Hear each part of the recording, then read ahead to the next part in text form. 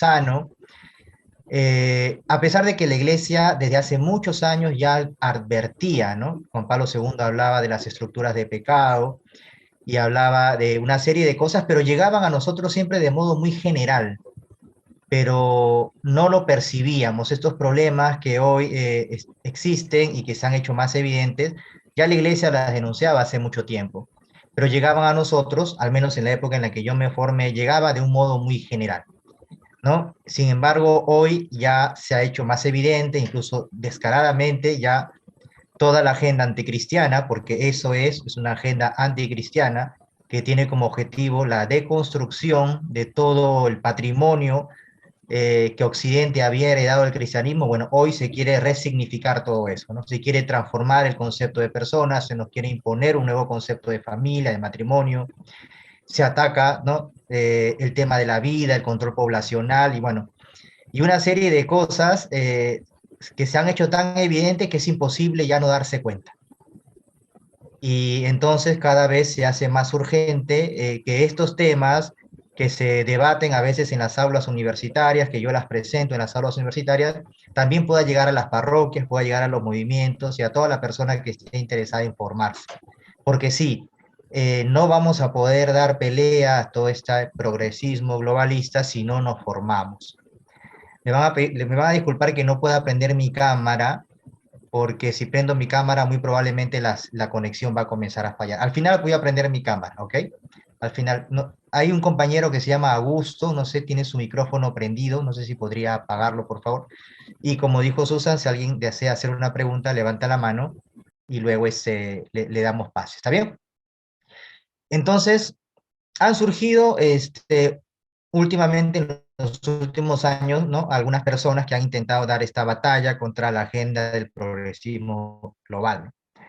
Yo les llamo la escuela sudamericana porque la mayoría de ellos son sudamericanos, peruanos, argentinos, ecuatorianos, mexicanos, etcétera. Eh, y creo que el valor que ellos han podido aportar es que han logrado visibilizar, ¿no? Todo lo que está ocurriendo afuera y que muy pronto va a llegar también aquí. No me puedo detener ahora a presentarles todos los problemas que ya se vienen en materia de ataques contra la familia, etcétera, ¿no? Pero ya se está repercutiendo, ¿no? La otra vez estaba viendo una encuesta en donde se decía que en el año 2013 habían 2.5 millones de convivientes en el Perú, pero en el último censo ahora, por ejemplo, ya hay 6 millones de convivientes, o sea, la curva hacia abajo, ¿no? Cada vez la gente se casa menos, cada vez la gente convive más. Y así, ¿no? Se va abandonando poco a poco, ¿no? Los principios cristianos, el modo de vivir conforme a la fe. Entonces es necesario volver a alzar la voz, volver a formar en esos temas, porque si no, esto va a terminar mal y muy mal. Ya en otros países, obviamente, yo tengo amigos que viven en otros países y siempre me hacen la broma, ¿no? Giancarlo, yo vengo del futuro, me dicen, ¿no? Cuando me hablan sobre lo que está pasando en materia de ideología de género, etcétera. Bueno, si vivo muy lejos, aquí al sur, nada más en Argentina, ya la situación es calamitosa, ¿no? Ya la ideología de género se ha impregnado incluso en la legislación argentina y de pronto entonces uno solamente por el simple deseo de autopercibirse diferente, en nombre de la ley se lo puede imponer a todos, ¿no? Se lo puede imponer a todos y puede hacer uso de eso incluso hasta para decidir a qué cárcel puede ir o si puede cobrar su AFP con anterioridad porque la ley manda. En Canadá peor, ¿no? En Canadá la situación está peor, ¿no? Si tú te autopercibes de lo que quieras, el Estado ya te lo reconoce. Y aunque eso debería ser respetado, pero en el fuero interno, bueno, se hace un problema cuando a través del Estado se le impone a todos. Multas, cárceles, hace poco a un catedrático de Canadá lo enviaron a la cárcel porque no estaba de acuerdo con esas ideas y un alumno lo denunció. O sea, ni siquiera hay libertad de expresión. Bien, ni hablar agenda del aborto, han surgido muchas personas que nos han ayudado a visibilizar, que no son necesariamente gente católica, algunos sí, algunos no, pero que nos han ayudado a visibilizar con datos, ¿no? Con información que hace que obviamente yo me he sentido también motivado para empezar a difundir, ¿no? El pensamiento social de la iglesia, que creo que es la herramienta con la que podemos empezar a dar batalla en estos temas. Y es así que le envié esta propuesta a Susa y que ella supo recibir bien con el apoyo del padre Víctor. Y yo les confieso, este problema de la agenda del progresismo global también ha calado dentro de la Iglesia Católica. O sea, ya no podemos seguir negando que incluso al interior de la misma Iglesia Católica vemos a obispos, sacerdotes contra sacerdotes, ¿no? O sea, ya esto se ha impregnado, ¿no? Se ha impregnado. Incluso en el último instrumento Labori que se va a utilizar para el sínodo, ¿no? De la sinodalidad de la Iglesia, es preocupante porque ya se publicó el nuevo instrumento Laboris y ya logró su objetivo, ¿no? Que era meter esta agenda en el debate también al interior de las parroquias. Y de manera arbitraria se han seleccionado una serie de temas para decirle a todos los obispos del mundo: miren, los fieles laicos quieren matrimonios homosexuales, los fieles laicos están reclamando la ordenación de las mujeres, al menos en el diaconado. ¿Dónde estuvimos? Todo qué es lo que podemos hacer. Bueno, todavía estamos a tiempo y es por eso que, es más, yo le confieso, hacer este curso de forma gratuita, yo se lo ofrecí a mucha gente. Sí, yo se lo ofrecí a mucha gente. Se lo envié a varios sacerdotes, ¿no? Para que puedan recibir este curso de forma gratuita en sus parroquias. Y de los 7 sacerdotes a quien yo le envié esto, este, todos me dijeron gracias, pero no gracias, algo así, ¿no? Lo que confirmó también mi preocupación de lo que está pasando al interior de la iglesia. Más bien ha sido Susan la que, digamos, ha tenido esta capacidad de poder recibir esto y bueno, vamos a empezar entonces a formar. No puedo, voy a intentar, no, esta clase que voy a dar hoy día, que yo la doy en 3 horas, voy a intentar darla solo en 1 hora, vamos a ver cómo me va. Si en caso queda alguna pregunta suelta al final, ¿no? Pueden dejarla y la puedo contestar por WhatsApp, por correo, etcétera. Bien, así que vamos a empezar. No puedo hacer todo una, digamos, una especie de formulación del problema en general de lo que está pasando porque no alcanzaría el tiempo.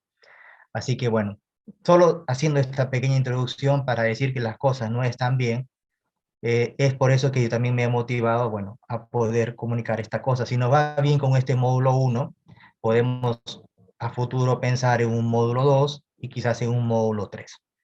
Ya en este módulo 1 vamos a hacer una introducción nada más a la doctrina social de la Iglesia, vamos a ver un poco de historia y vamos a terminar examinando algunos de sus principios, ¿no? Más importantes. Si esto va bien, ya podemos ir a un siguiente módulo en el futuro, en donde ya hablemos temas de la persona, del matrimonio, la familia, la empresa, la economía, la política, etcétera. Bien, entonces vamos a comenzar con este primer tema que se titula, ¿no? Introducción histórica a la doctrina social de la Iglesia. Giancarlo, disculpa. A la luz de la razón y a Giancarlo, ¿me la escuchas? luz de la revelación, ¿no? A la realidad. Hola, Giancarlo, ¿me escuchas?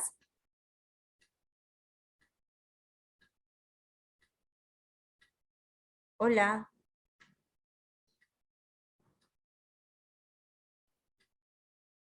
creo que he tenido un inconveniente con la señal de internet, así que vamos a esperar que se vuelva a conectar, Giancarlo.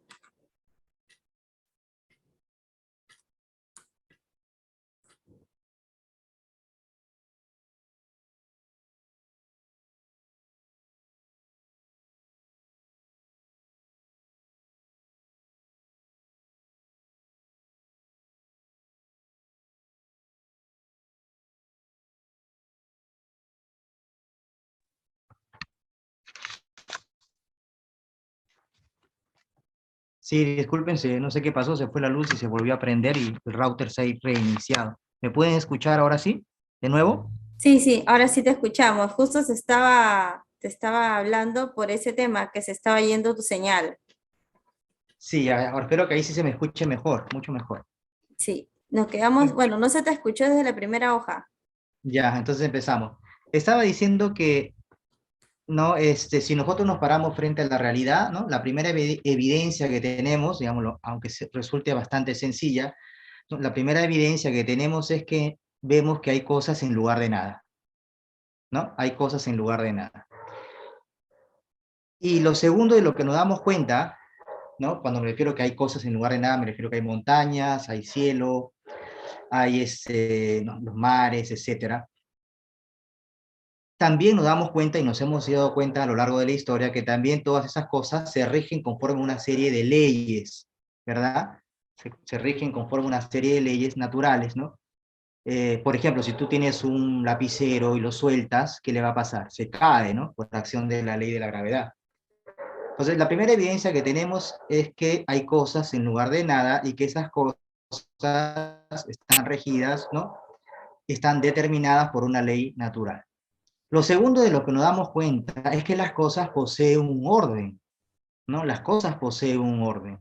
Y cuando nos damos cuenta que las cosas poseen un orden, entonces suponemos de inmediato inteligencia que los ha ordenado, ¿no? Si, por ejemplo, yo te presento, ¿no? Delante de ti, te presento una silla, por ejemplo, ¿no? Y si yo te dijera que la silla se ha hecho sola, tú dirías, bueno, el profesor se volvió loco, ¿no? O si yo te dijera, oye, ¿ves esa parroquia? Qué bonita, ¿no? Sí, profe, qué bonita la parroquia. Se ha hecho sola, ¿no? También pensarías que yo estoy loco. ¿Y por qué vas a pensar que estoy loco? Porque es imposible que las cosas se hagan solas, por sí mismas. Y sobre todo porque las cosas poseen un orden, ¿no? Cuando uno observa una simple silla, ¿no? El espaldar no está en el suelo, ¿no? Las patas no están en el asiento, al igual que un edificio, las ventanas no están en el techo, etcétera. Las cosas poseen un orden y las cosas que poseen un orden suponen una inteligencia que los ha ordenado.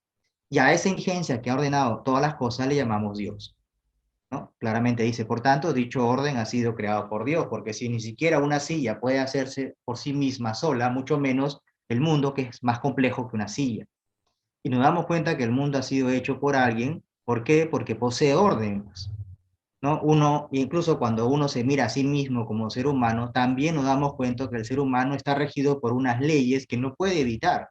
Tú puedes pelearte con quien quieras, con Dios, con la iglesia, pero si ¿no? Porque ya estás diseñado de una forma que no puedes evitar. Entonces, hay en nosotros una estructura organizada y unas leyes establecidas que de inmediato nos hacen suponer que todo esto ha tenido que ser hecho por otra persona, que le hemos llamado Dios. Cuando se admite esto por razón natural, entonces nos damos cuenta de inmediato,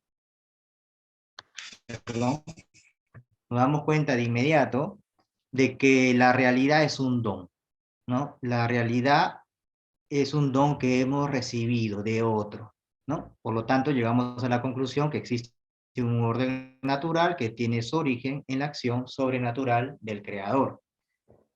Además que esto que podemos saber por razón natural, también lo podemos saber gracias a la revelación divina. Es decir, las verdades que hemos recibido de Dios y que se encuentran, por ejemplo, en el Génesis, ¿no? Confirman lo que la razón filosófica de que las cosas son la realidad, ¿no?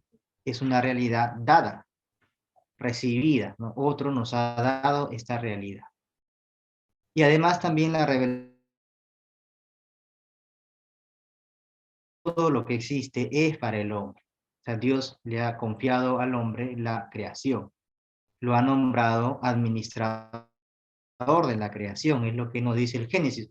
Digamos que el Génesis, aunque ha sido relatado de un modo, es solamente una parábola, al menos los primeros capítulos del Génesis, es como una parábola, es como una metáfora.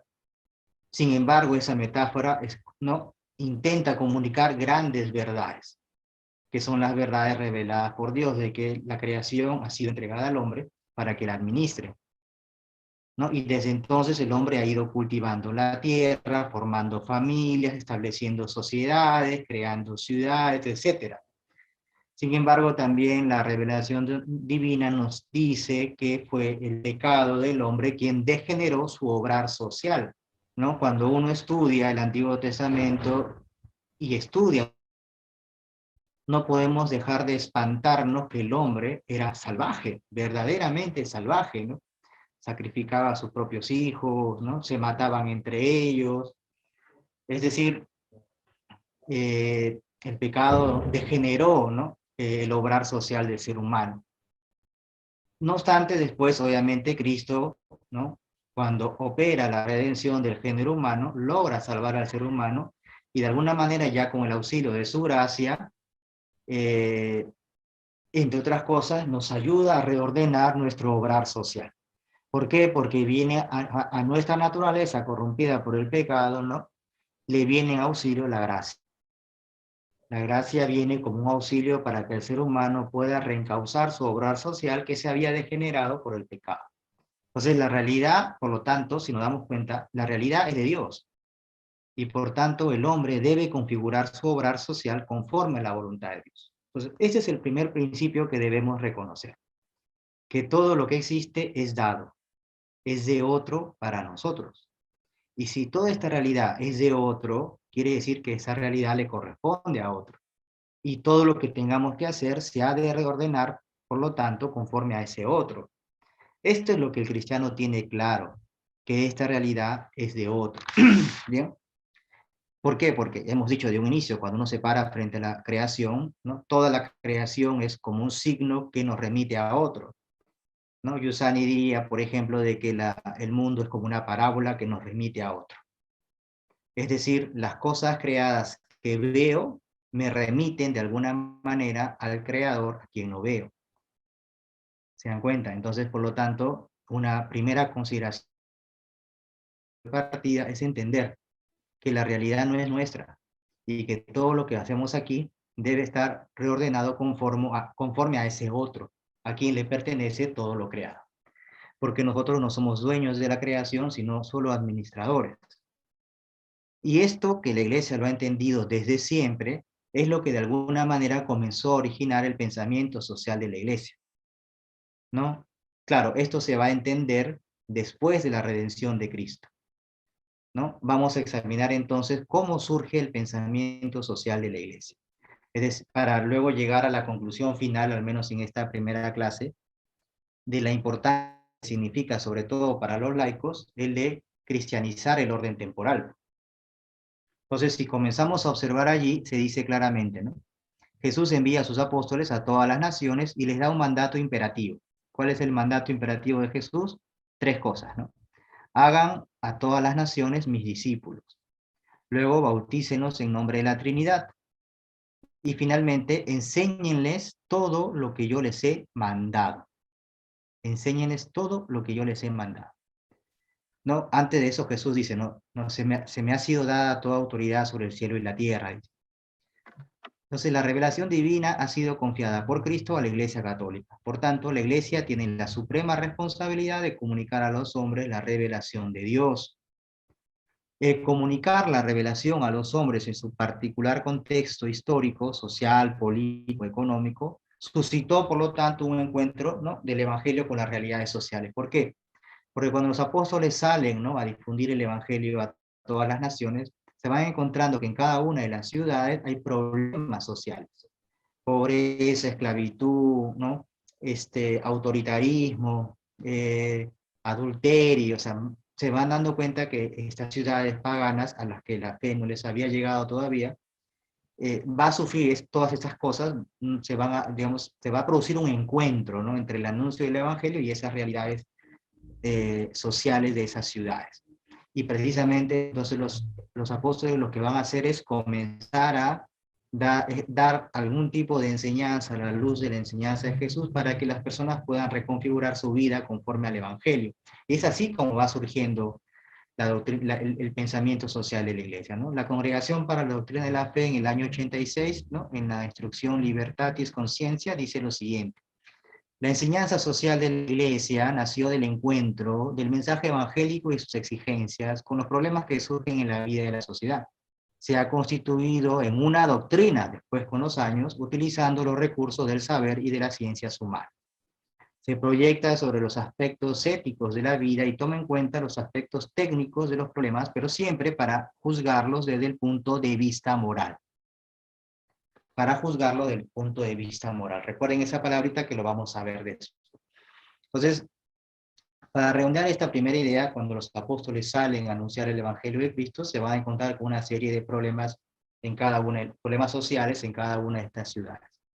Entonces, del encuentro que se va a producir de la enseñanza del Evangelio con los problemas sociales de esas ciudades, es de allí donde va a comenzar a surgir todavía muy primitivamente algo que se conoce como el pensamiento social de la iglesia.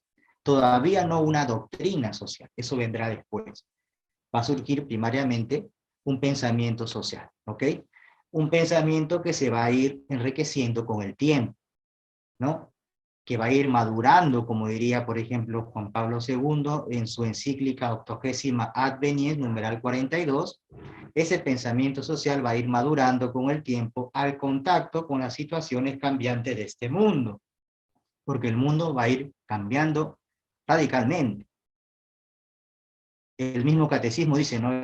Ese pensamiento se va a ir social, se va a ir articulando a medida que la iglesia, asistida por el Espíritu Santo, va interpretando los acontecimientos a lo largo de la historia.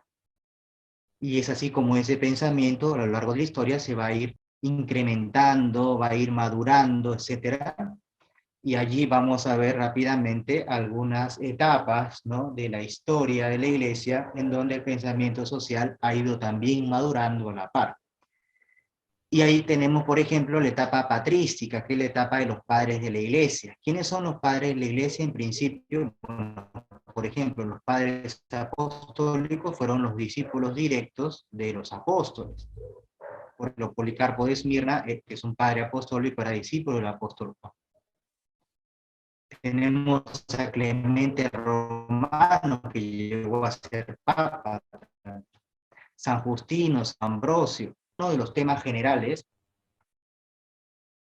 algunos de los temas que los padres de la iglesia van a desarrollar dentro de lo que se conoce como pensamiento social son el tema de la dignidad humana, van a comenzar a hablar del rechazo a la esclavitud, la caridad, la fraternidad, el bien común, ¿no?, el ayudar a los necesitados. Todo eso era nuevo, pues, para el mundo occidental.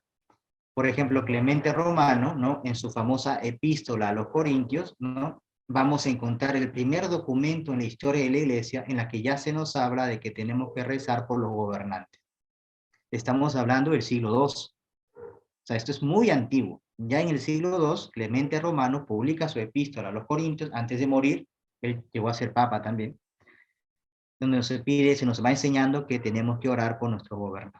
San Justino, en su Apología Primera, va a enseñar el tema de, a la luz de la fe, el tema de la caridad, de ayudar a los necesitados. San Ambrosio, en su texto sobre Nabot, el israelita, va a hablar sobre el destino universal de los bienes, es decir, que todas las cosas son para uso universal.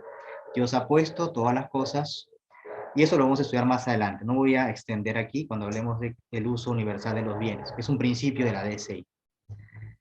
Luego, la etapa patrística más o menos va a finalizar en el siglo VII y va a ir surgiendo un nuevo movimiento al interior de la iglesia que se conoce como la escolástica, ¿no? Que va a ir acompañada del surgimiento de las universidades, por ejemplo. Ya estamos en el siglo XIII y allí en las universidades se va a comenzar a hablar sobre lo que es la ley natural, lo que es la ley positiva, el buen gobierno, la justicia, la propiedad privada, el precio justo. El más importante de la escolástica es Santo Tomás de Aquino, ¿no? En su famosa obra Suma Teológica, ¿no?, en la primera secunda, en la segunda secunde, va a hablar sobre la ley natural, la ley positiva. La ley positiva es la ley que establecen los estados para regir las relaciones que existen entre sus individuos, ¿no? Se llama positiva porque viene la palabra positum, que significa puesto. Sin embargo, Santo Tomás va a explicar muy bien que la ley positiva, que el Estado, por ejemplo aquí el Código Civil, el Código Penal, ¿no?, esa ley positiva tiene valor únicamente si es que no contradice la ley natural. Luego Santo Tomás va a desarrollar toda una teoría sobre la justicia, por ejemplo, que son cosas que tienen que ver con la vida social.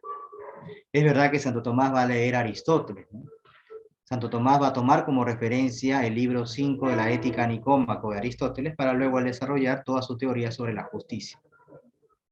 Y ese concepto de la justicia es el que luego van a heredar los estados modernos a futuro, ¿no? Algunos lo van a valorar, lo van a conservar, pero otros lo van a ir abandonando también. De hecho, en todo el siglo XX, ¿no?, hay un sujeto llamado Kelsen, que a mediados del siglo XX va más bien a decir que la justicia debe desaparecer, del ordenamiento jurídico, o sea que justicia nada tiene que ver con derecho. Pero bueno, eso ya amerita otro estudio, ¿verdad? Sin embargo, la Iglesia va a seguir insistiendo en la idea que la justicia, ¿no? Es el fin que ha de perseguir siempre todo ordenamiento jurídico nacional. También en la escolástica vamos a encontrar a otra persona llamada Pedro Lombardo, ¿no? Que en su libro Las Sentencias, por ejemplo, en el libro 3, nos va a enseñar sobre las virtudes, mandamientos y otros relacionados a la vida del hombre en sociedad. Y es así como llegamos también a la Edad Moderna, en donde a partir de lo que se conoce como la Escuela de Salamanca, porque va a surgir en la Universidad de Salamanca en España, que a propósito de ser la universidad más antigua del mundo, ¿no? Ustedes saben que la Salamanca, siglo XIII, es la universidad más antigua de todos los tiempos. Y allí van a surgir personas, ¿no? Grandes personalidades como Francisco de Vitoria, con su libro, con su obra más conocida como El Derecho de Gentes, donde va a hablar sobre el derecho natural, porque ya se estaban preguntando, ¿no? Acerca de que si los indígenas eran o no personas, si tenían o no almas, y bueno, al final claramente se reconoció que sí, que eran personas, lo que eran neófitos, que necesitaban ser evangelizados. Y por eso mismo también protegidos, ¿no? Y es bueno saber también, porque quizás en algún momento hacer algún curso para poder explicar todas las mentiras que se han tejido en relación a la llegada de los españoles, todas las mentiras que se han hablado sobre la Inquisición española, ¿no? Que jamás mató a un indígena, pero eso no se dice, ¿no? Cuando pensamos en la Inquisición española, pensamos que mató a miles de personas, que en realidad solo murieron 32 y ninguno fue un indígena, ¿no? 32 personas en 300 años. Pero bueno, un día hablaremos de eso, ¿no? Tantas mentiras a raíz de que a partir de la década del 70, aquí en el Perú, surgió todo esto del revisionismo histórico y entonces la izquierda comenzó a reescribir la historia, obviamente en términos contrarios a la fe. Siempre el ataque es al cristianismo. Pero en fin, bueno, va a surgir en la Edad Moderna, ¿no? Francisco de Vitoria, va a estar Luis de Molina con su libro de la justicia y la ley, en donde va a explicar todo el tema relacionado al poder político. Hasta aquí el pensamiento social que había surgido, ¿no? De la enseñanza de los apóstoles a raíz de su encuentro que van a tener con los problemas sociales que sufren las diferentes ciudades, cómo todo eso se va a ir incrementando, articulando, madurando, ¿no? Pero hasta aquí la Iglesia no había desarrollado todavía una doctrina, ¿no? Que tuviera principios, que tuviera desarrollo, ¿no? Y que tuviera también directrices de acción. Nada de eso todavía la Iglesia había desarrollado porque la Iglesia había entendido que su misión sobre todo es la salvación del alma y por lo tanto era más una misión espiritual que social. Siempre había entendido la importancia de difundir el Evangelio por toda la tierra y que toda la tierra se haga cristiana, pero no lo habían desarrollado, al menos en el aspecto social, como una doctrina. Hasta que va a ocurrir algo que va a cambiarlo todo. Y ese algo que va a cambiarlo todo se conoce en la historia de las ideas como la cuestión social. Y será la cuestión social la que dé motivo, ¿no? A que se escriba por primera vez en la historia una primera encíclica social, ya con todo un desarrollo doctrinal doctrinal que también irá madurando con el tiempo, pero ya no como una simple enseñanza, como una simple reflexión, sino como toda una doctrina. ¿Qué cosa es la cuestión social? Bueno, todos ustedes deben saber que a finales, probablemente, ¿no? O sea, muchos deben saber que a finales del siglo XVIII, a inicios del siglo XIX, en Inglaterra, ¿no? En Manchester, por ejemplo, y en varias otras ciudades, se va a dar la famosa revolución industrial. Es decir, se había inventado la máquina a vapor, que era una máquina que funcionaba con el carbón funcionaba como un combustible que hacía hervir el agua, ¿no? Y el gas del agua empujaba la máquina y sobre todo máquinas textiles, comenzó a desarrollar todo lo que se conoce como la industria. Y fue bastante rápido. ¿Y quiénes van a liderar esas industrias? Bueno, los burgueses, los que antaño lideraron la Revolución Inglesa y la Revolución Francesa. Esos mismos que le gritaban al rey y que le gritaban a la nobleza, ¿no? Que eran injustos porque mientras ellos comían, ¿no? Los pobres se morían de hambre, los que lideraron la Revolución Francesa, Inglesa, etcétera, los que mataron al rey Luis XVI en Francia, los que mataron a Carlos I en Inglaterra, ¿no? Oliver Cromwell, Robespierre, etcétera. Esos mismos que en el nombre de los pobres pues le quitaron todo a los ricos, luego ellos mismos como burgueses se convirtieron ahora en empresarios ¿Y qué hicieron? Pues explotaron a los pobres. Aquello que una vez condenaron, luego ellos mismos lo hicieron. Y eso estalló en un conflicto social muy grande porque comenzó a haber, ¿no?, una especie de lucha de clases entre los obreros y los empresarios, los capitalistas, porque cuando surge el capitalismo surge verdaderamente salvaje. El capitalismo del siglo XIX es un capitalismo totalmente salvaje, o sea, no había salario justo, ni tampoco el sueldo mínimo, no habían beneficios sociales, no habían horarios de trabajo, salían de madrugada, regresaban de noche, si morías te tiraban por ahí, ¿no? Todo comenzó muy salvaje, la revolución industrial fue muy salvaje. Entonces, naturalmente, eso va a llevar a que surja una tensión muy social dentro de Inglaterra, los barrios manchesterianos, Londres, por ejemplo, ya después será en Francia, luego en Alemania e Italia, y va a surgir el marxismo, ¿no?, con su respuesta socialista. En el año 1848, Marx publica, ¿no?, su manifiesto comunista, y lo que llama es a la guerra, a la revolución, a la discordia, ¿no? Quizás motivado por las injusticias que realmente vivían los obreros, pero la propuesta que proponía era una propuesta, pues, eh, salvaje. Era la propuesta de Marx es una propuesta agresiva, ¿no?, de lucha de clases, ¿no? Y les va a decir a los empresarios que el Estado tiene que quitarle los medios de producción. La propuesta de Marx se basa en que el Estado le tiene que quitar a los privados los medios de producción, es decir, les tiene que quitar sus empresas. Entonces va a surgir una guerra entre capitalistas y socialistas. Los empresarios capitalistas van a decir, no, el Estado no tiene que meterse en nada, ¿no? Nosotros debe dejar al libre arbitrio, ¿no?, a la libertad del mercado, y por otro lado los socialistas le van a decir, no, el Estado tiene que quitarte las cosas, chao, propiedad privada, y si para eso hay que luchar las clases tendrán que luchar. Todo eso, dicho muy rápido, desencadenó por completo toda una batalla, una contienda. Y es ahí cuando surge la figura del Papa León XIII, porque será el Papa León XIII el que escriba la encíclica que les había dicho. La primera encíclica social de la historia para que como iglesia, como magisterio, den una primera respuesta a estos problemas sociales. Esa encíclica se va a publicar el 15 de mayo del año... Perdón, acá hay un error, por favor, si pueden lo corrigen. Se va a publicar en el año 1891. Ahí cambien 8 por 9. No se olviden ese nombre porque la Rerum Novarum es conocido en la doctrina social de la Iglesia como la Carta Magna de la doctrina social de la Iglesia, porque es la primera de todas. Y allí el Papa va a condenar al liberalismo, pero va a criticar, perdón, al liberalismo, y va a condenar al socialismo, ¿no?, como respuesta, ¿no?, agresiva, y va a proponer más bien un punto, no sé si la palabra sea un punto medio, lo que va a proponer es una solución moral. Va a decir, es verdad que el Estado tiene que regular el comportamiento de los empresarios, pero solamente en aspectos concretos.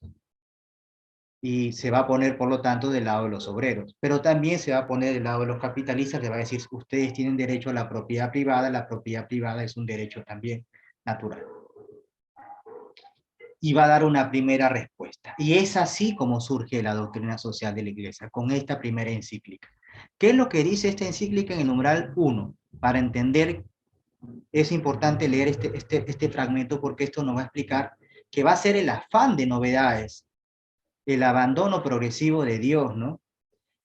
Y el laxismo moral, lo que va a llevar a que las sociedades europeas, después de haber sido largamente cristianas, Recording in progress. ¿no?, se terminen de fragmentar. Dice así León XIII. Despertado el deseo revolucionario que desde ya hace tiempo agita a los pueblos, era de esperar que el afán de cambiarlo todo llegara un día a derramarse desde el campo de la política al terreno con el colindante de la economía. En efecto, los adelantos de la industria y de las artes que caminan por nuevos derroteros, o sea, por nuevos caminos, el cambio operado en las relaciones mutuas entre patronos y obreros, la acumulación de las riquezas en manos de unos pocos y la pobreza de la inmensa mayoría, la mayor confianza en los obreros en sí mismos y la más estrecha cohesión entre ellos, juntamente con la relajación de la moral, del laxismo moral, han determinado el planteamiento de la contienda, es decir, de la lucha de clases. Y eso le preocupó a la Iglesia Católica y va a ser como que el punto de partida. Va a ser, digamos, un primer momento en que la Iglesia Católica, ya de una manera doctrinal, sistemática, va a comenzar a desarrollar una doctrina realmente en la que va a pensar a la luz de la razón y de la fe todas las cuestiones que tienen que ver con la vida del hombre en sociedad. Es aquí cuando nace la doctrina social de la Iglesia. Por eso es muy importante leer las encíclicas sociales. Y allí es cuando precisamente llegamos a la época contemporánea. Y de alguna manera, ¿no?, la mayoría de los estudiosos coinciden en que la etapa contemporánea la podemos dividir en 3 grandes periodos, ¿no? Ya estamos hablando no del pensamiento social de la Iglesia, sino ya de una doctrina social. Y como les dije, lo que marca la enseñanza doctrinal de la Iglesia se encuentra básicamente en las encíclicas. Porque las encíclicas sociales de los papas, no solamente, pero sí son las más importantes, son las que abordan doctrinalmente temas sociales. Y allí tenemos, por ejemplo, el periodo preconciliar, ¿no?, que va de León XIII a Pío XII. Allí, ahora, Pío XII nunca pudo escribir una encíclica social, porque ustedes sabrán por historia que le estaba prohibido escribir, ¿no? Hitler le había amenazado a Pío XII y le dijo que no escribiera nada. Si escribía algo, que se tenga las consecuencias. Para que vean cómo era una época en la que el texto tenía impacto, ¿no? Es decir, ¿qué salva a Occidente en el siglo XIX? La Rerum Novarum. Porque los países, cuando leen la Rerum Novarum, muchos países dijeron, bueno, el Papa tiene razón, bueno, vamos a moderarnos un poco, las empresas comienzan a moderarse, ¿no? Si algo le tiene que agradecer Occidente a la Iglesia en materia laboral es que la Iglesia fue la que promovió el tema del salario justo, del horario laboral razonable, los beneficios, etc. Los empresarios a regañadientes van a ir entendiendo, ¿no? Y Europa occidental se va a ir sumando, junto a Estados Unidos, ¿no?, a esta idea más racional, ¿no?, de llevar el capitalismo hacia adelante. Sin embargo, hay algunos países más de Europa del Oriente que van a rechazar la propuesta de la Rerum Novarum y van a seguir insistiendo por la respuesta socialista.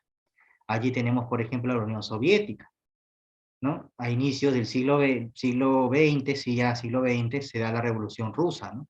Los bolcheviques triunfan y Lenin, ¿no?, logra, luego de que mataron a los zares, ¿no?, a Nicolás II, a su familia, a sus hijos, ellos van a establecer la revolución marxista, que va a durar pues casi 100 años, en las que van a morir, según ese libro llamado el Libro Negro de la Izquierda, que ha sido escrito por varios autores, 100 millones de personas, ¿no?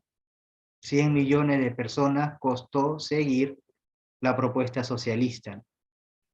Ya con la caída del muro de Berlín, ¿no?, en el año 89, y el triunfo del capitalismo, que no quiere decir que el capitalismo sea pues la piedra filosofal, ¿no? Tiene muchas, es verdad que el capitalismo es extraordinariamente bueno para generar riqueza, pero es muy torpe para repartirla, ¿no? O sea, todavía hay mucho que perfeccionar en el sistema capitalista. Así que tampoco es que sea la solución, la santa solución, todavía el capitalismo tiene que ser corregido en muchas cosas. En fin, pero como les digo, entonces los papas van a marcar un poco, las encíclicas nos van a marcar. Lamentablemente Pío XII no pudo escribir ninguna encíclica social por prohibición de Hitler, pero como le dijeron no escribas nada, bueno, entonces no escribió nada, pero ahí surgieron los famosos radiomensajes, ¿no? Pío XII es muy conocido por sus radiomensajes, ¿no? Y comenzó, no estoy escribiendo, estoy hablando, ¿no? Un poco la astucia del Papa.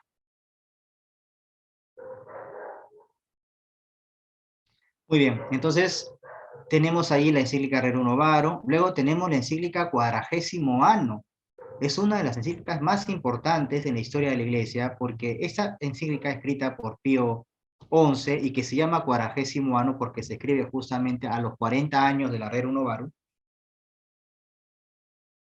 va a ser importante porque va a ser la primera vez en la que se va a desarrollar el concepto de subsidiariedad, que es un principio que también vamos a estudiar. Tan importante ha sido el principio de la subsidiariedad, y esto hay que agradecérselo a la Iglesia porque es una palabra que la Iglesia va a crear y va a difundir, que incluso, por ejemplo, hoy día en el artículo 59 y 60 de nuestra Constitución Política se habla del rol subsidiario del Estado. La mayoría de los estados soberanos de Occidente van a recoger el principio de subsidiariedad y lo van a colocar en sus constituciones. Bueno, ellos le llaman ley fundamental, ¿no? Los alemanes, por ejemplo, le llaman ley fundamental, que es su equivalente aquí a Constitución Política. Entonces la Iglesia va a marcar de alguna manera la línea de Occidente en la medida de lo posible, ¿no? Entonces, hay que acordarnos mucho del cuadragésimo año, porque de aquí nace esta idea del principio de subsidiariedad, que obviamente nadie va a reconocer que viene de la Iglesia. Hoy día decir que eso lo enseñó la Iglesia es políticamente incorrecto, pero los estudiosos saben que eso es así, porque la prueba está en el documento. Antes de ese documento nunca se había desarrollado nada sobre el principio de subsidiariedad. La Iglesia crea ese principio. Luego vendrá el periodo llamado conciliar, es decir, durante la época del concilio y años posteriores, ¿no? El Concilio Vaticano II, en donde va a estar marcada por las encíclicas de los papas Juan XXIII y Pablo VI. Mater y Magistra, Pacem in Terris, que se escribe durante la época durante ese periodo que se conoce en la historia como la crisis de los misiles, ¿no? Ese problema político, esa tensión que va a surgir durante la Guerra Fría, después de la Segunda Guerra Mundial, ¿no?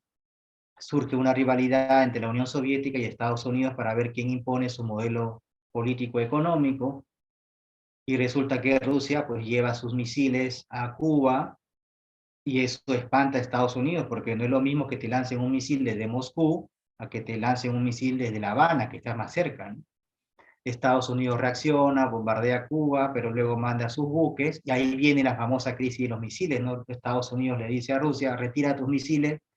Rusia le dice, primero vete tú y luego me voy yo.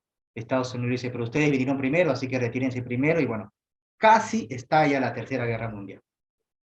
Casi, y ya tenían armamento nuclear. O sea, si realmente la Guerra Fría no se activaba, hoy estaríamos seguramente viviendo en una época de las cavernas. Todo habría sido devastado. A esa crisis de los misiles tiene que intervenir el Papa Juan XXIII, publica luego un año después, ¿no?, la encíclica Pacem in Terris, ¿no?, para hablar sobre la paz en la tierra, y luego viene la Populorum Progressio, que se habla sobre el desarrollo integral del ser humano, Pablo VI, su octogésima advenies, que significa, ¿no?, a los 80 años después de la Rerum Novarum. Luego vendrá el famoso periodo postconciliar de Juan Pablo II al Papa Francisco, Juan Pablo II, ¿no? Laborem Exercens, que tiene que ver sobre la solidaridad, que es muy buena esa encíclica, en realidad desarrolla muchos temas que tienen que ver con la economía, con la empresa, con el trabajo, con el desarrollo, ¿no? La famosa Centesimus Annus, que significa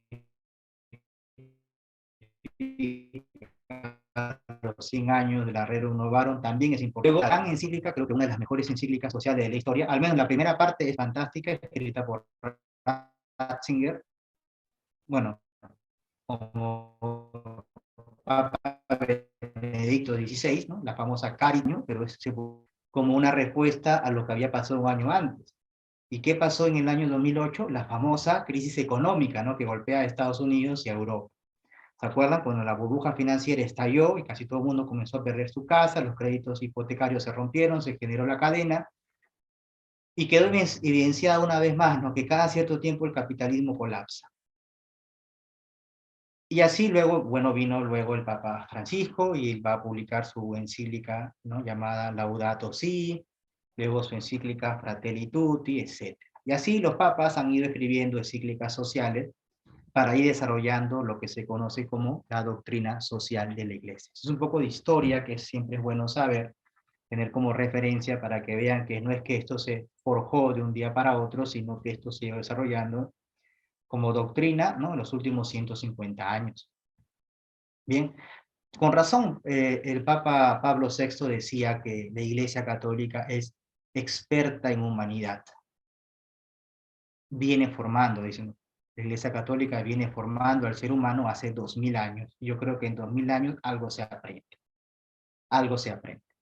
Muy bien, aquí quisiera hacer un alto para ver si es que alguien se anima a hacer alguna pregunta, alguien, digamos, no le ha quedado claro alguna idea o se ha quedado pensando o quiere comentar algo. Bueno, me parece que podemos hacer aquí un alto de unos segundos. Podrían levantar la mano, por favor, para darles pase. Si tienen alguna pregunta o continuamos, no sé, a ver.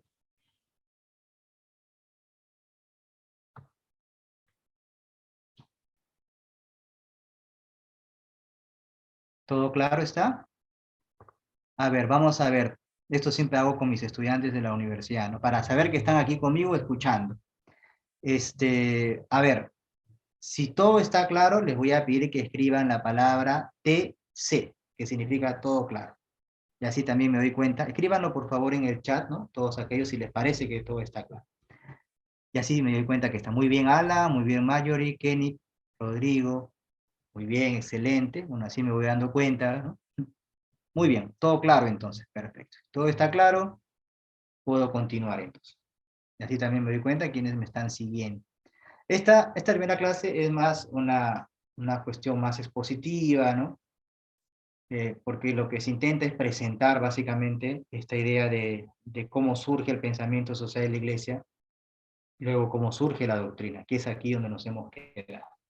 Entonces, llegados a este punto, creo que ya no podemos plantear la pregunta sobre qué cosa es la doctrina social de la Iglesia. Bueno, en los numerales 5 y 6 de la Caritas in Veritatis, que significa caridad en la verdad, que es una encíclica que Benedicto XVI publica en el año 2009, dice lo siguiente, ¿no?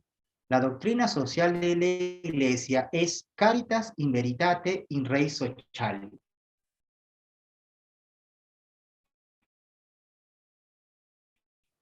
Anuncio de la verdad del amor de Cristo en la sociedad. Caridad en la verdad, en la cosa pública, en las redes sociales significa en la cosa social.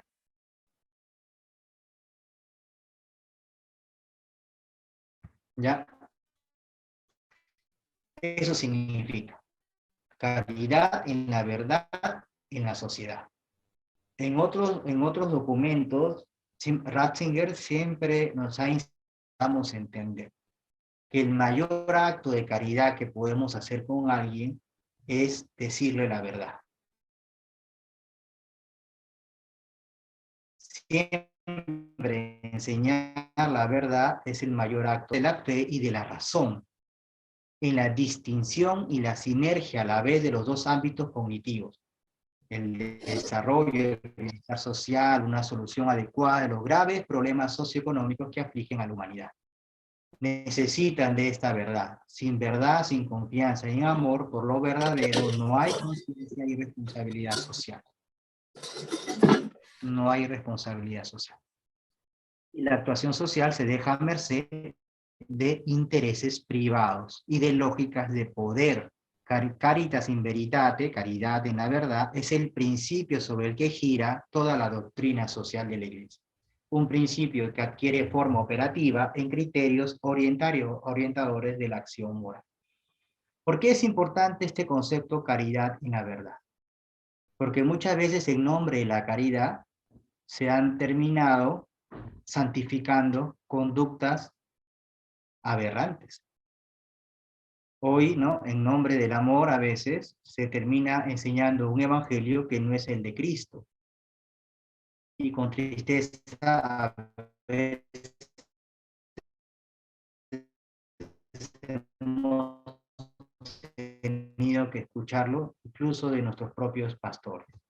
Y esto es algo que no deja solo el argumento de la doctrina social a la luz de la caridad, sino le agrega la palabrita, ¿no? Verdad.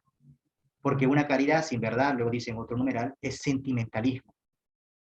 Por eso luego dirá, ¿no? Que el mayor acto de amor que podemos hacer con alguien es, ¿no?, llevarlo a la verdad, decirle la verdad. La verdad es el mayor acto de amor que podemos hacer por alguien.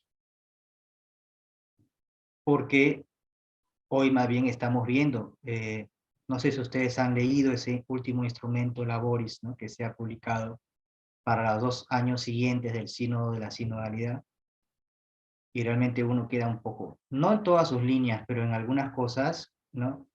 Más aún con lo que está pasando en Alemania. No sé si ustedes como movimiento saben lo que está pasando en Alemania. Hay que rezar muchísimo porque parece que se viene un nuevo cisma en Alemania, porque ya los obispos, muchos obispos han dicho que no le van a hacer caso al Papa Francisco.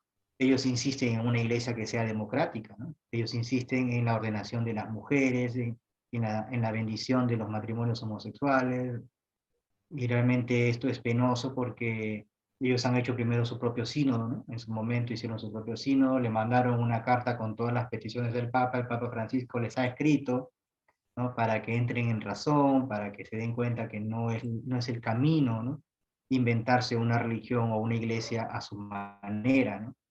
Si la iglesia no ordena a las mujeres, ¿no? Si la iglesia no ordena, ¿no?, a las mujeres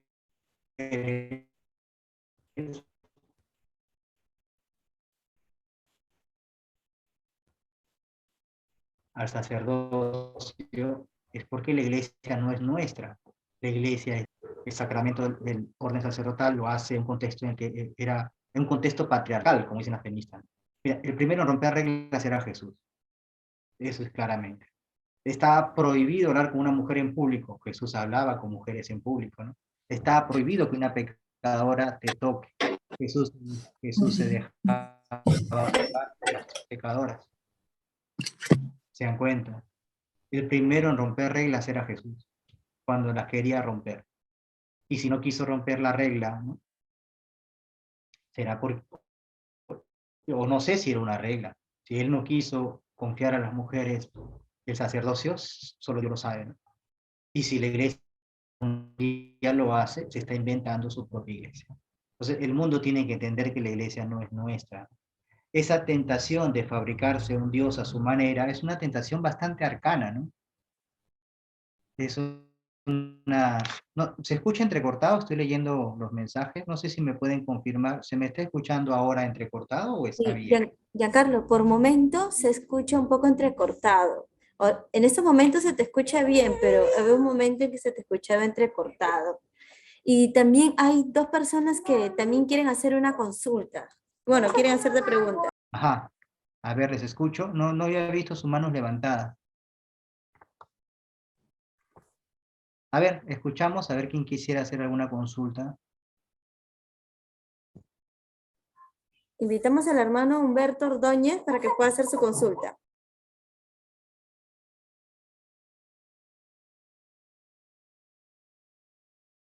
Sí, te escucho.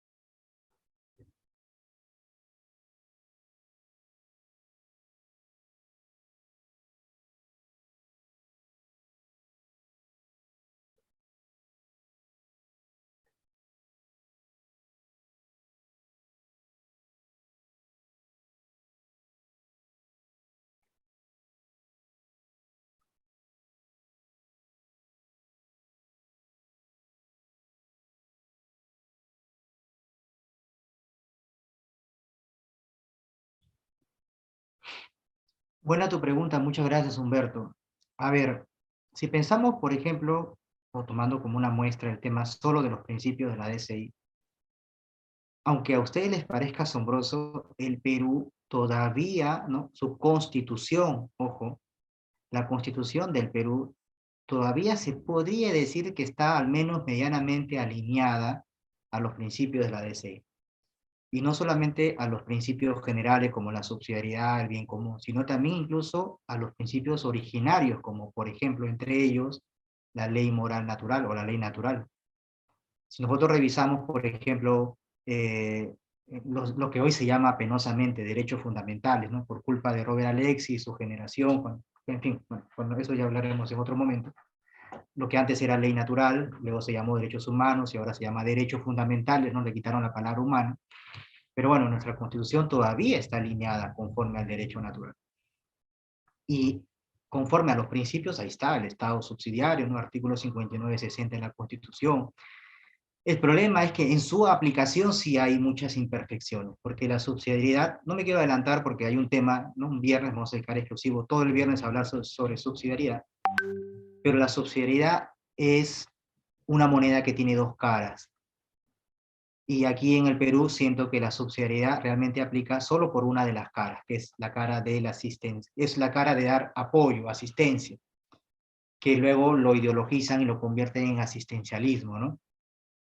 Y creo que ese es el error, ¿no? Ese es el error porque incluso cuando vemos que dan bonos, bonos, bonos por todos lados, pues eso no repara a la sociedad. Eso es mantenerla, ¿no? Allí en la misma condición de miseria. Entonces yo creo que en el Perú los principios no se aplican totalmente, pero al menos si nos comparamos con otras naciones, sí estamos muy cercanos a los principios de la DCI, sí lo estamos. Incluso también el bien común, aquí en el Perú, gracias a la Constitución, ustedes saben que cuando surge toda esta idea del garantismo constitucional, con Ferrajol y lo de su generación, se crean estos candados, ¿no? Si hoy día, por ejemplo, no nos convertimos en una dictadura es gracias a la Constitución, ¿no? Que es la que nos está protegiendo. Entonces yo creo que sí, el Perú sí tiene, todavía se nota que el Perú es regido por estos principios, aunque a la hora de aplicarlos todavía son todavía un poco imperfectos. Porque es normalmente así como en el bien común, ¿no?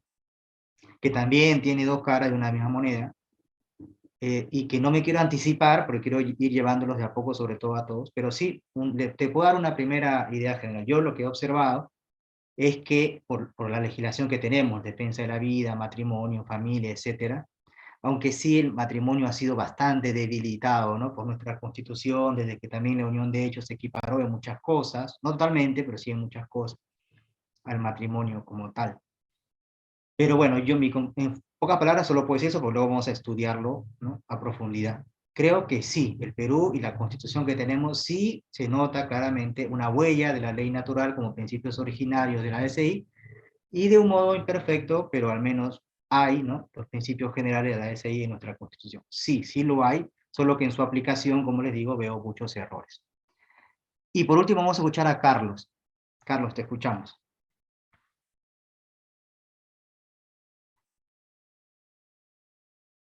A Carlos y luego a Kenny, rapidito porque si no se nos va el tiempo. Carlos, ¿nos escuchas?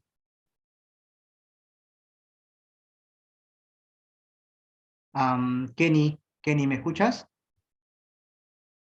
Sí, sí lo escucho. A Buenas ver, noches Kenny, con te todos. escuchamos hasta que Carlos vuelva. Sí, claro. En principio quería hacer un comentario y una pregunta era sobre las encíclicas que estaban comentando previamente en el slide anterior. Quería saber si también entraría de repente en la lista la escrita se llama Libertas, no recuerdo el nombre del Papa que escribió esa encíclica, León XIII. León 13. Sí, básicamente porque, bueno, así como se critica el socialismo, entendería también que, bueno, el liberalismo en general también, bueno, engendró parte de este tipo de visión en la parte económica también capitalista, ¿no? Y bueno, partían pues de la libre licencia, de las actividades individuales, bueno, de desligarse un poco sobre de la visión general, bueno, social que tenía previamente la sociedad y también la economía, ¿no? Quería saber si también de repente se tomaría en cuenta esa línea de crítica que hizo la Iglesia en esa etapa, ¿no? Sí, sí, claro, la Libertias, también la Cuanta Cura, hay otra también en la que se establece el reinado social de Cristo, que es de Pío XI, que se llama, ay, siempre se me olvida ese nombre. Yo he colocado ahí las más importantes, pero no son las únicas. 40º año. La 40º año, sí, sí, claro, hay otra que Pío XI escribe en el año 1925, Cuas Primas, que es la encíclica con la que se genera toda esta doctrina del reinado social de Cristo, y también se establece la fiesta, ¿no?, de Jesucristo, Rey, el reinado de Cristo, que antes era, como ustedes saben, a fines del último día de octubre, el último domingo de octubre, pero que luego Pablo VI la pasa al último domingo del tiempo ordinario, ¿no? Que justamente es este domingo, ¿no?, la fiesta de Jesucristo, Rey del Universo. Pero sí, hay más. Gracias por tu pregunta. Sí, de hecho hay más encíclicas. Yo he puesto algunas nada más, pero hay varias. Pero ya, por ejemplo, es verdad, la Iglesia no solo ha condenado al socialismo, sino que la Iglesia ha condenado al liberalismo, hasta ha condenado al liberalismo atenuado, ¿no? ¿Y dónde se condena eso? Por ejemplo, entre otros lugares, en la 40º año se condena al liberalismo, claramente. Que dará luego origen también a herejías como el modernismo, ¿no? De allí también la teología de la liberación. Aunque esta teología de la liberación no ha sido condenada como tal, pero sí ha sido, pues, criticada, ¿no?, sobre todo en el documento, ¿no?, sobre la libertad de la conciencia de la Congregación para la Doctrina de la Fe, ¿no?, durante el gobierno de Ratzinger.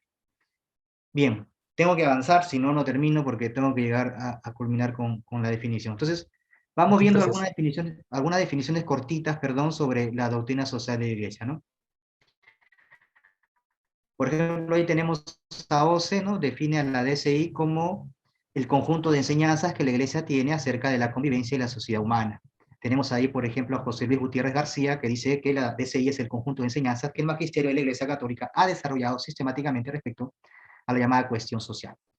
Y el Papa Juan Pablo II, en la Solicitud Rei Sociali, numeral 41, dice que la DCI es una atenta reflexión sobre las complejas realidades de la vida del hombre en sociedad, y en el contexto internacional a la luz de la fe y de la tradición eclesial. Luego vemos en las fuentes de la DCI, o sea, de dónde bebe la doctrina social de la Iglesia, ¿no?, todo lo que enseña, fundamentalmente el compendio, ¿no?, porque existe un compendio de la doctrina social de la Iglesia, numeral 75, se nos dice que tanto la fe como la razón, ¿no?, constituyen las dos vías cognoscitivas de la DCI, siendo dos las fuentes de las que se nutre. ¿Cuáles son las fuentes de la DCI? La revelación divina y la naturaleza humana. José Luis Gutiérrez dice que de la revelación divina, ¿no?, las fuentes vendrían a ser, pues, lo que todos sabemos: Sagrada Escritura, la tradición, la enseñanza de los padres de la Iglesia, ¿no?, la patrística, ¿no?, los tratados de los grandes teólogos como Santo Tomás de Aquino, y obviamente toda la documentación del magisterio social, es decir, específicamente, o mucho, principalmente, ¿no?, las encíclicas sociales. Y de la naturaleza humana son fuentes tanto la ley natural, que hoy incluso se dice poco, y este es un peligro, es decir, ya no se quiere incluir a veces en algunos estudiosos de la DCI, he podido notar que ya no quieren incluir a la ley natural como una de las fuentes de la doctrina social de la Iglesia, y solamente quieren incluir a las ciencias en su sentido más amplio. O sea, es verdad que si queremos entender a la economía, primero hay que prestar atención a la ciencia económica, lo mismo de la política, ¿no?, también lo que es la administración, el trabajo, la educación, ¿no?, todas esas cosas está bien. Pero esas ciencias, al ser examinadas a la luz de la moral cristiana, remiten necesariamente a la ley natural, porque la ley natural es lo que establece lo que se debe seguir. ¿Se entiende? Es decir, nosotros debemos ser no lo que queramos, nosotros debemos ser conforme a lo que somos, ¿ya? Pero bueno, no quiero profundizar más todavía, salvo que quieran hacer alguna pregunta, porque lo vamos a ir viendo en los principios. Pero grábense esa idea, ¿no? Solo debemos ser conforme a lo que somos, lo que por naturaleza somos. Ese concepto, cuando se traslada también al ámbito, ese viejo adagio de que el deber ser, ¿no?, sí, del deber ser se sigue del ser, también se aplica al orden natural, ¿no? Es decir, es verdad que el orden temporal tiene una autonomía, pero esa autonomía no puede ser arbitraria, sino que ha de seguir conforme a los dictámenes de la ley natural. ¿Ok? Si alguien no entiende mucho esto, podemos dialogarlo, si es que al final nos alcanza unos minutos, porque yo debo acabar a las 9. ¿Ya? Pero lo dejo ahí, vamos a ir profundizándolo cada viernes. ¿Cuál es el objeto de estudio y los contenidos de la DSI? Bueno, la DSI, al pertenecer al campo de la teología moral, como lo dijo Juan Pablo II en la solicitud de Rey Sociale, se deriva, por lo tanto, que su objeto de estudio, como también se va a entender allí en ese mismo numeral, el objeto de estudio, o sea, ¿qué es lo que estudia la DSI? Bueno, lo que estudia son las complejas realidades de la vida del hombre en sociedad a la luz de la moral cristiana. Y como la moral cristiana se fundamenta tanto en la revelación como en la razón natural, por lo tanto, podemos decir que el objeto de estudio de la doctrina social de la Iglesia será la vida social del hombre a la luz de la moral cristiana, o sea, a la luz de la fe y de la razón. Su contenido, ¿no? Todo el contenido de la doctrina social de la Iglesia no es otra cosa que un conjunto de principios de reflexión, criterios de juicio y directrices de acción para la construcción del orden temporal. Para la construcción del orden temporal. Ojo, esto lo dice claramente los papas. Esto lo que estoy diciendo lo ha dicho, por ejemplo, Juan Pablo II, numeral 4 de la 80ª Adveniz. Y aquí quiero dejar en claro que la doctrina social de la Iglesia, por lo tanto, no es una tercera vía entre el capitalismo y el socialismo. No. La doctrina social de la Iglesia tampoco es una ideología. Ni mucho, y aunque es práctica, no significa que por eso ofrezca soluciones técnicas. ¿Se dan cuenta? Eso sí, eso es algo que debe quedar clarísimo, que la doctrina social solo da soluciones prácticas, pero no técnicas. O sea, la doctrina social de la Iglesia lo que hace es iluminar con principios de reflexión, ¿no? Dar algunos criterios para el juicio, para juzgar determinadas realidades y algunas directrices de acciones prácticas, pero sin ser por eso soluciones técnicas. O sea, la doctrina social te puede decir, la economía debe caminar por estos principios. Y luego le tocará a los economistas diseñar los modelos técnicos que sean necesarios. Allí es donde aparece la autonomía de las realidades temporales. Pero no de modo arbitraria porque se sigue de unos principios. La Iglesia puede decir, no, mira, estos son estos principios que la empresa debe considerar, porque estos principios no solamente son racionales, sino además también vienen de la revelación divina.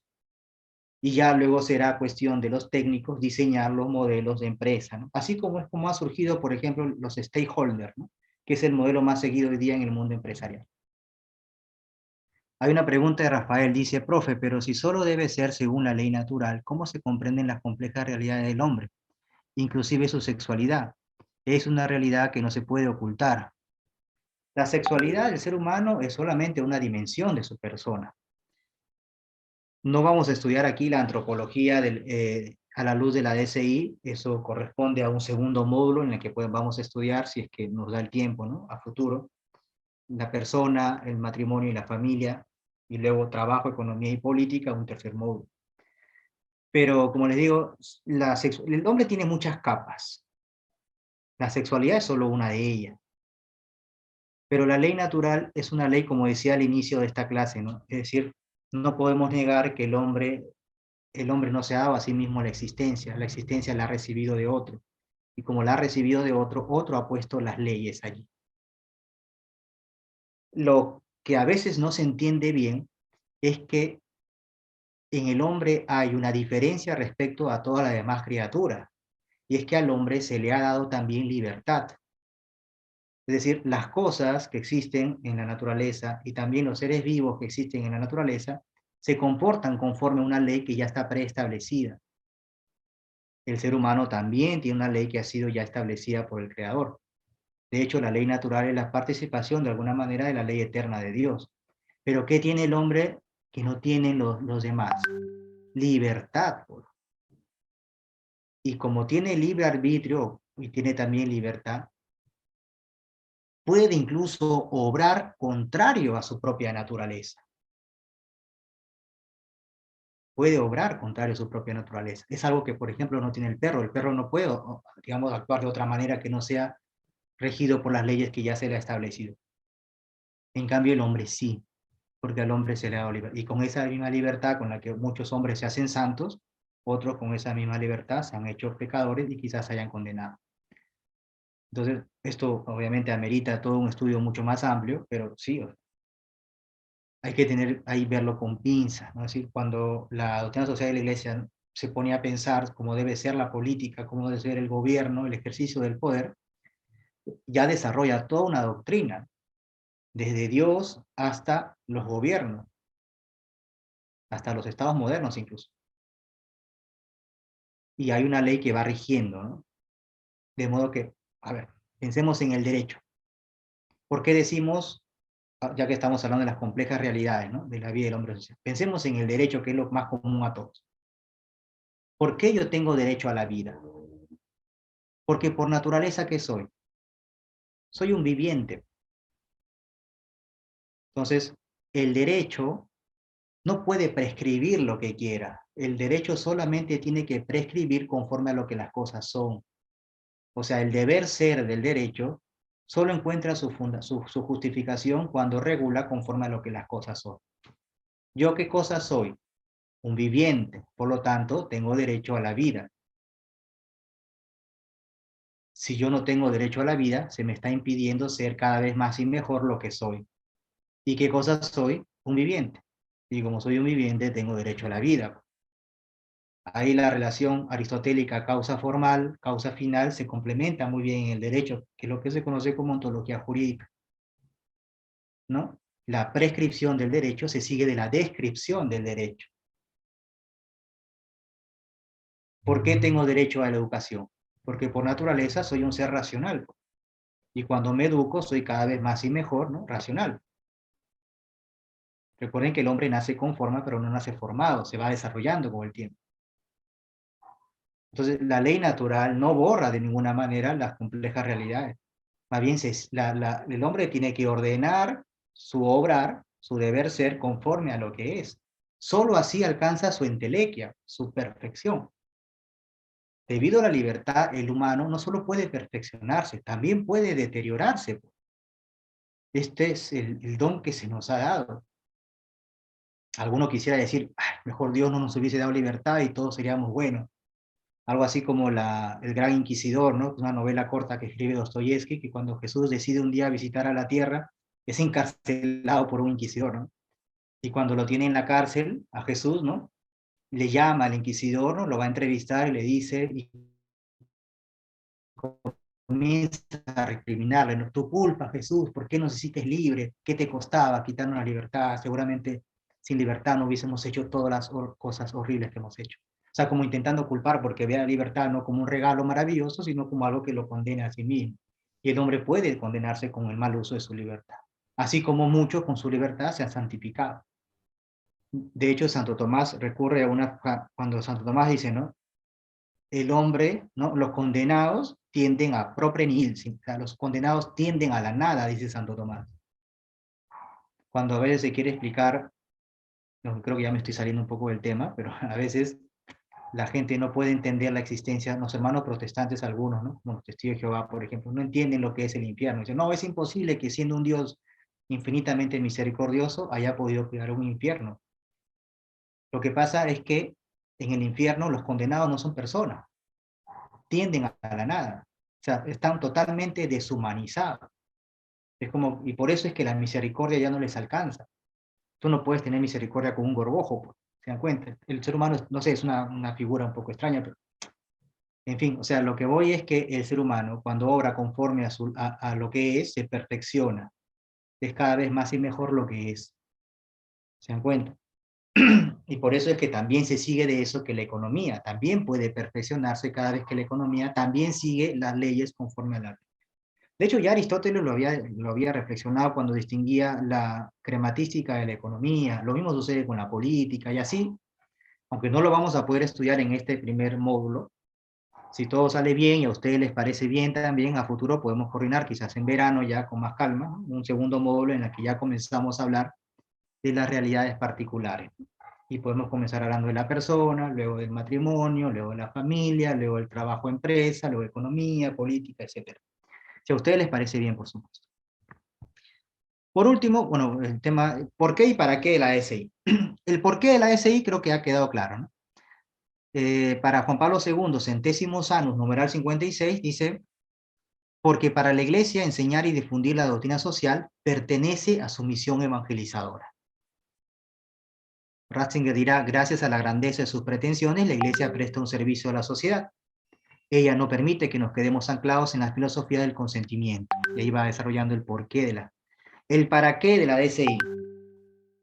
Para poder contribuir a la cristianización del orden temporal. Algunos hermanos un poco más tradicionalistas le llaman el reinado social de Cristo, y está bien, ¿no? En Cubas Primas, numeral 17, claramente el Papa Pío XI dice lo siguiente, ¿no? Si los hombres pública y privadamente reconocen la regia potestad de Cristo, o sea, necesariamente vendrán a toda la sociedad civil increíbles beneficios como justa libertad, tranquilidad, disciplina, paz y concordia. Para eso una doctrina social de la Iglesia. Para santificar el orden temporal. Cuando la Iglesia, durante el siglo XX,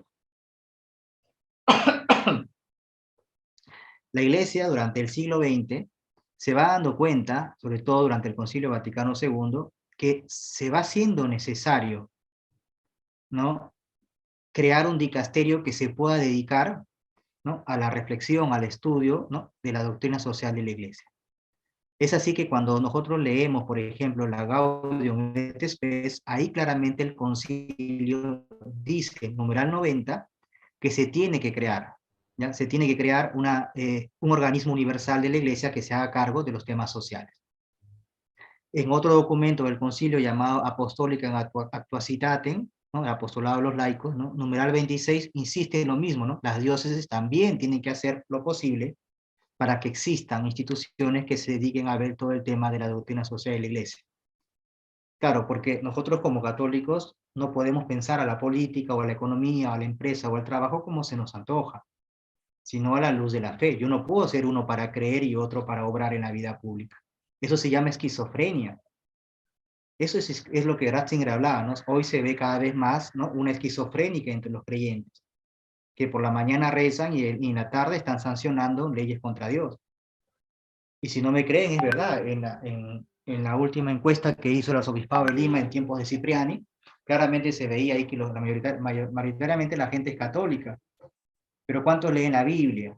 ¿Cuántos votan a proyectos políticos que se asemejan al menos un poco más a la fe católica? La minoría. Yo en las aulas universitarias, a mí me da curiosidad cuando yo desarrollo estos temas, y la mayoría está a favor de principios contrarios a la fe, yo le pregunto, ¿y ustedes son católicos? Sí, son católicos. Esta esquizofrénica.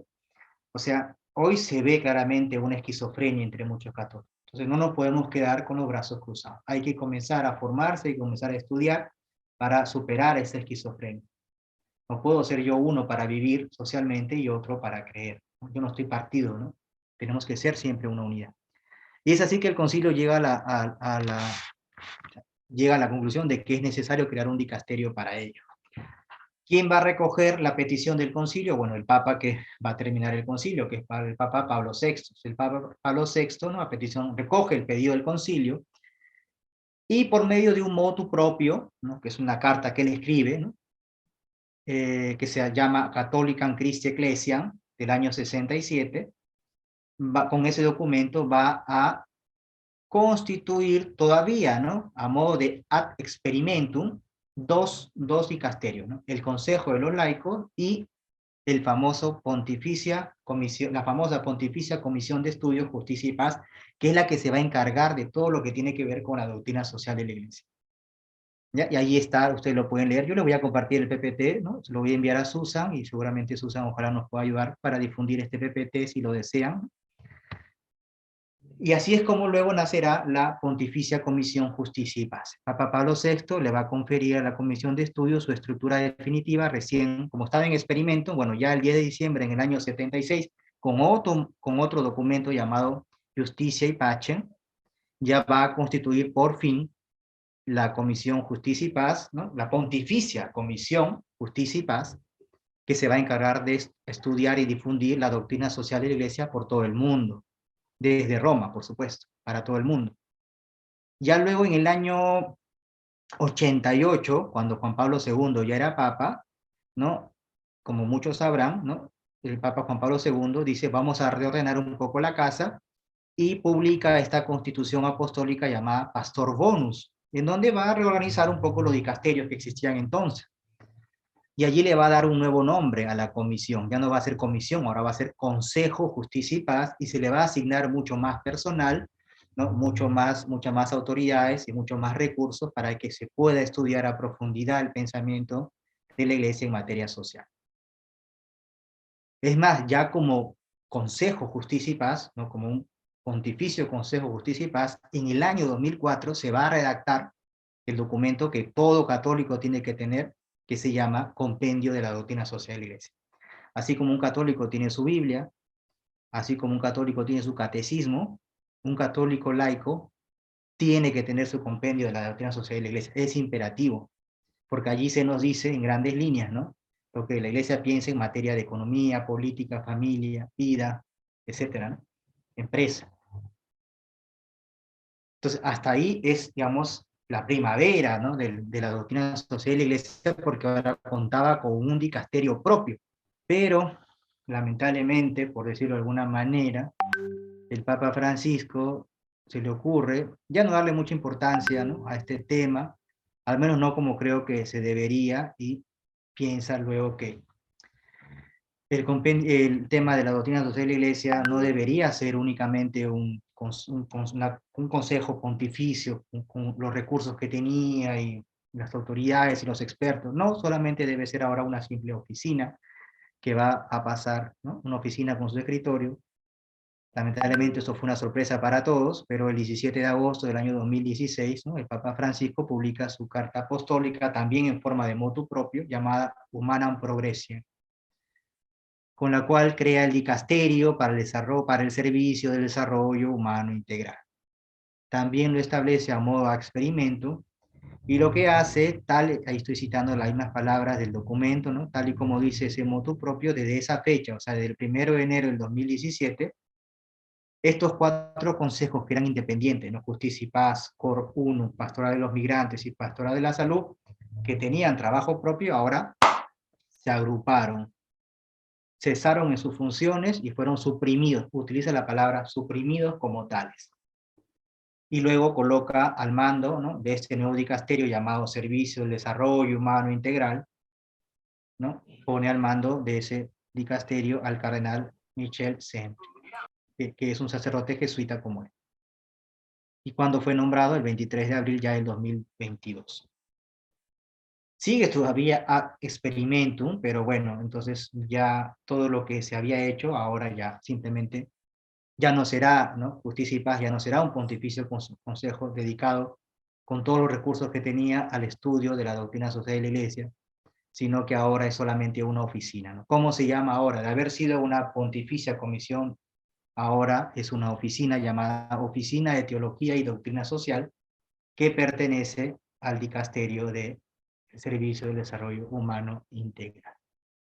Esto abrió mucha polémica, pero bueno, no podemos aquí hablar mucho sobre esa polémica porque se nos acabó el tiempo. Solamente por datos se dice que actualmente el encargado de esa oficina es Vittorio Alberti, Christine Jenhey, Monseñor Monono y la hermana Chiara Sandoz. Pero eso no nos debe desalentar, ¿no? Nosotros como laicos tenemos la firme convicción de saber que a nosotros nos toca santificar el orden temporal, porque eso no lo va a hacer el cura. Eso lo tenemos que hacer nosotros porque somos nosotros los que estamos en el orden temporal. Y con esto termino. Precisamente el otro tema, el otro viernes, es el tema de los laicos y la doctrina social de la Iglesia. Entonces, hasta aquí se ha pasado una revisión muy rápida sobre lo que ha sido, ¿no? La historia de la doctrina social de la Iglesia, primero como un pensamiento, luego como una doctrina, y luego qué dicasterio se les había asignado, y ahí es donde surgen todos los grandes documentos, todas las investigaciones que había, pero que ahora es una oficina y por la que hay que rezar mucho para que pueda seguir trabajando, porque no es fácil hacerse cargo de temas como economía, política, empresa, trabajo, familia. Son temas, aunque el tema familia lo ve otro dicasterio, pero siempre en vinculación con esta oficina. Les dejo ahí, como siempre, la bibliografía de los textos que he utilizado y que han sido citados allí en todo lo que he expuesto. Y les dejo también allí las abreviaturas que he utilizado por si no recuerdan cómo se llaman los documentos. Muy bien, no sé si tienen alguna pregunta. ¿Alguien quisiera hacer un comentario o pregunta? Carlos se quedó con la mano levantada, nunca pudo preguntar. Todo está muy bien. Perdonen que me haya pasado un poquito el tiempo, pero bueno, hoy día la primera clase había que presentar. Buenas noches. Sí, Yo adelante. tenía una consulta. Sí, ¿Sí? Antonio, te escuchamos. Sí, buenas noches. Mire, eh, yo siempre he tenido una curiosidad, ¿no? De saber cuál es la diferencia que existe entre una doctrina y una ideología, sobre todo en estos tiempos que tanto se menciona el término ideología, ¿no? ¿Cuál sería, digamos, teóricamente al menos, conceptualmente, la diferencia entre ideología y doctrina? Una ideología es la lógica de una idea que se impone al todo. Y si algo del todo no encaja en esa lógica, se niega o se rechaza, se niega o se deforma. Por lo tanto, una ideología es siempre un pensamiento sesgado, porque intenta acomodar la realidad o deformar la realidad al antojo, ¿no?, de las ideas preconcebidas. En cambio, una doctrina es diferente. En el caso de la doctrina social y la iglesia, más particularmente, porque alguna por ahí se puede hacer llamar doctrina, pero a lo mejor también es una ideología camuflada, pero la doctrina social de la iglesia es distinta. La doctrina social de la iglesia no es una ideología. Perdón, creo que se cruzó, voy a volver a repetir. Repetía, ¿no? La ideología es querer acomodar la realidad al antojo de nuestras ideas preconcebidas. De modo que si algo en la realidad no encaja en mi idea, lo deformo o lo niego. Eso es ideología, o sea, un pensamiento sesgado. En cambio, la doctrina social de la iglesia, o la doctrina católica en general, parte de la realidad. La doctrina social de la iglesia parte de la realidad, observa la realidad y encuentra, ¿no?, su orden natural y luego le da una lectura a la luz de la fe. Podría también iluminar a la luz de la fe una determinada realidad y luego ver también su orden racional natural.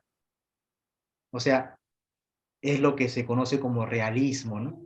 En filosofía, por ejemplo, Santo Tomás es un realismo, ¿no? Es decir, la doctrina observa las cosas tal y como son y no acomoda las cosas para que sean lo que quieren que sean. Esa es la distinción entre una doctrina y una ideología. Y por último, hay Ya, una pregunta, no sé si he podido responder tu pregunta. sí, sí, más bien simplemente por último, es posible que una doctrina se le ideologice con fines, digamos, con fines diversos. Es posible ideologizar también la doctrina, o por ejemplo la doctrina católica, ¿no es cierto? Se puede llegar también a ideologizar, lo cual creo que no sería conveniente, ¿no? Pero puede llegarse a ideologizar. ¿Se puede ideologizar la doctrina? Sí, pero cuando se hace, se le deforma, ¿no? Por ejemplo, hay algunos que hacen de la tradición una ideología, por ejemplo. Y hay otros, más bien liberales, ¿no?, que convierten a la doctrina social de la iglesia, pues, en un pensamiento progresista. Pero en cualquiera de las circunstancias se le deforma, se le deforma. O sea, y eso es penoso, ¿no? Porque a veces vemos que eso ocurre, ¿no?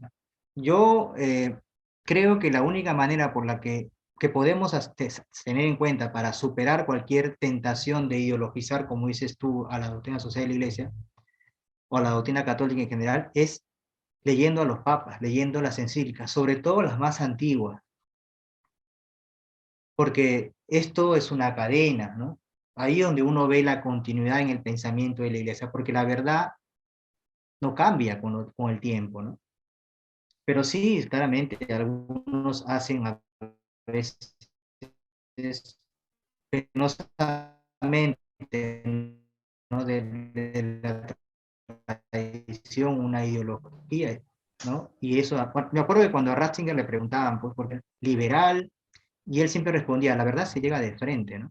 A nosotros como católicos cuando nos preguntan, oye, a mí cuando me preguntan, pues, ¿tú eres de derecha, Giancarlo, o tú eres de izquierda? Yo digo, yo soy de Cristo, ¿no? Yo soy un servidor de la verdad, ¿no? Porque para el cristiano la verdad es Cristo. Por eso, es muy buena tu pregunta, me gusta porque lo que estás diciendo es poner el dedo en la llaga, y eso ocurre, ¿no? Yo tengo amigos se dicen que son tradicionales y que son fantásticos, pero que tengo otros amigos que son tradicionales, pero que ya desprecian, por ejemplo, la misa, a la que se llaman del Novus Ordo, y no van a misa. Tengo amigos que han hecho de la tradición de los cosa que me parece espantoso. No, nosotros no vamos a misa, digo, pero tienes que ir a misa.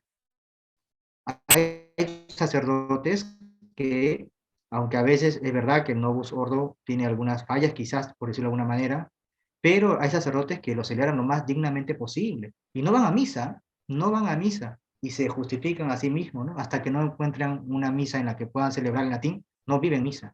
Hay lugares en los que se celebra la misa en latín una vez cada 2 meses, y solo van a esa misa. Entonces, eso ya me parece extremo. Eso ya me parece extremo. Que es un poco por donde va. Y también otros, ni hablar, me ha tocado la mala fortuna a veces de tener que estar en algunas parroquias cuando me han invitado, o en grupos en las que realmente santifican cualquier conducta, incluso las que van contraria a la fe, ¿no? En nombre del amor, que es lo más fácil de ideologizar, ¿no te parece? Terminan santificando conductas totalmente contrarias a la fe. Por último, Cristian dice, si la doctrina social de la Iglesia tiene influencia en la sociedad y el Estado peruano, ¿por qué los tratados internacionales quieren fundar otros ideales sin pensar en nuestros principios constitucionales con base en nuestras creencias cristianas? Si lo hacen es porque se lo permiten, porque no debería.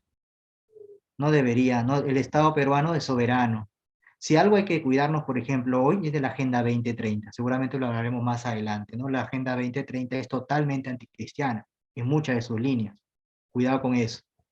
Y hay congregaciones religiosas a las que me ha tocado a veces ir, porque me han invitado a dar algún tema sobre esto, sobre la doctrina social de la Iglesia, y realmente las religiosas, yo creo que es más por desconocimiento, han querido reorganizar, no les miento, muchachos, han querido reorganizar sus estatutos en función a la Agenda 2030. ¿Pueden creerlo? Debe ser por desconocimiento. La Agenda 2030, esa famosa, ¿no? Objetivos para el Desarrollo Sustentable, ¿no?, de la ONU. Cuidado.